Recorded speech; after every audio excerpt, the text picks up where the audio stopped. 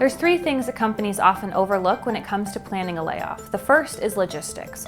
Where these conversations take place between your managers and employees is a really critical aspect of the planning process.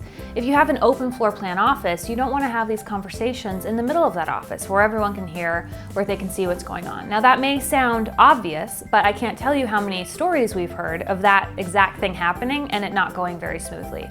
Ideally, managers and/or HR professionals will have these conversations with the employees in a private office away from the main working areas, which gives both the manager and the employee the privacy that is needed. Often, employees will have emotional reactions, and you want to give them the space to have that emotional reaction and the privacy to compose themselves before they move on to those next steps. The second thing that's often neglected is messaging.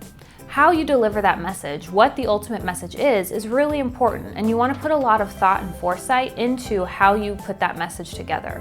You want to make sure that you give a clear reason behind the reduction. You don't want to speak in generic terms. Employees want to know what's going on, and they deserve some clarity and honesty around the reasons behind the message. Now, that also ties into your employer brand. As we know, the second this message goes out, people are going to be hopping on social media, Glassdoor, etc., and sharing the information with the world. And so you want to make sure that that message that you share is ready for public consumption and is one that maintains your brand.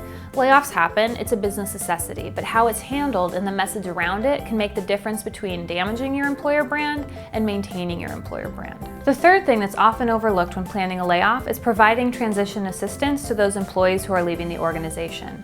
Hearing the news that you're losing your job is incredibly difficult, and then going out into the wide world and having to find a new job is equally difficult. So by providing assistance to those employees in the form of coaching, new resumes, job leads, etc., you're giving those employees a soft place to land, which, an added benefit to the employer, helps maintain your brand.